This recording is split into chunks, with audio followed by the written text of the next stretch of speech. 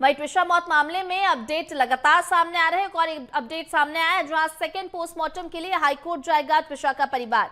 जिला कोर्ट से दोबारा पोस्टमार्टम के लिए अनुमति नहीं मिली। कोर्ट ने फिलहाल दूसरे पोस्टमार्टम की मांग पर राहत देने से इनकार कर दिया है। परिजनों ने पहले पोस्टमार्टम रिपोर्ट पर सवाल उठाते हुए दोबारा पोस्टमार्टम की मांग की थी। अब हाईकोर्ट का रुख करेंगे त्विषा के परिजन। तो त्विषा मौत मामले में लगातार अपडेट सामने आ रहे हैं और इसी कड़ी में देखिए एक और अपडेट सामने आया है जहां दूसरे पोस्टमार्टम के लिए अब हाईकोर्ट का दरवाजा खटखटाएगा त्विषा का परिवार। जिला कोर्ट से दोबारा पोस्टमार्टम के लिए अनुमति नहीं मिली। कोर्ट ने फिलहाल दूसरे पोस्टमार्टम की मांग पर राहत देने से इनकार किया है। परिजनों ने पहले पोस्टमार्टम रिपोर्ट पर सवाल उठाते हुए दोबारा पोस्टमार्टम की मांग की थी। अब हाईकोर्ट का रुख करेंगे त्विषा के परिजन।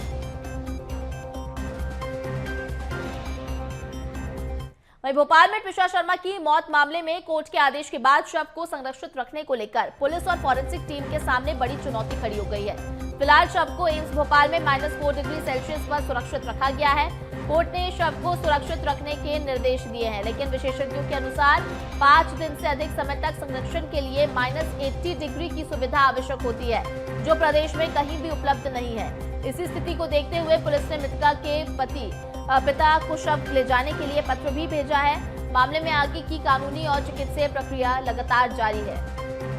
देखिए इस पूरे मामले में अब फॉरेंसिक टीम और पुलिस के लिए बड़ी चुनौती खड़ी हो गई है, क्योंकि परिवार का कहना है कि जब तक दूसरा पोस्टमार्टम नहीं होता और जब तक वो पूरे मामले को लेकर संतुष्ट नजर नहीं आते तब तक अंतिम संस्कार नहीं होगा। और इसी को लेकर अब तक इतने दिनों बाद भी त्विषा का अंतिम संस्कार नहीं हो पाया है।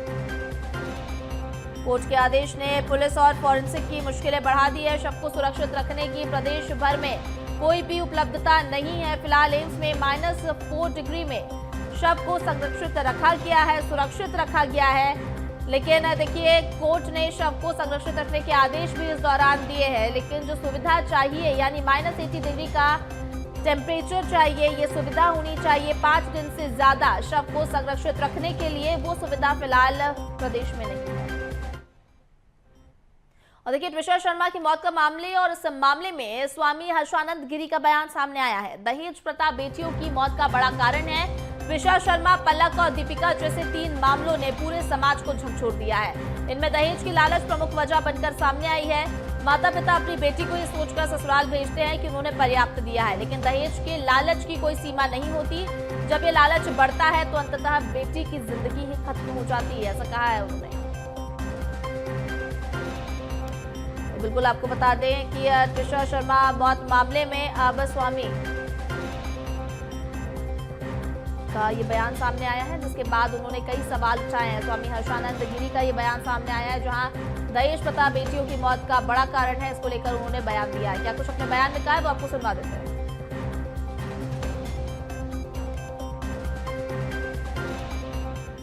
त्विषा शर्मा, पलक, दीपिका, हाल ही में 3 ऐसे केस जिसने पूरे समाज को झकझोर के रख दिया है, और कारण सिर्फ दहेज की भूखों का। जहाँ पे आप अपनी बेटी को भेजते हैं ये सोच के कि हम इतना तो दे रहे, इतना उनके लिए काफ़ी होगा, लेकिन नहीं। कहते हैं ना कि मुंह पे खून लग गया तो अब वो तो नहीं जाएगा, अब वो मुंह फाड़ते ही जाएंगे और नहीं मिलेगा उस दिन आपकी बेटी का अंत निश्चित है। ऐसी दहेज की बलि चढ़ी हैं 3 बेटियां। और सबसे बुरी बात पता है क्या है कि मरने वाला तो मर जाता है या उसे मार दिया जाता है। कोई प्रताड़ित होके अपने माँ बाप की को और नहीं सताना चाहती है तो मर जाती हैं, और किसी को मार दिया जाता है, उसे सुसाइड करार दिया जाता है।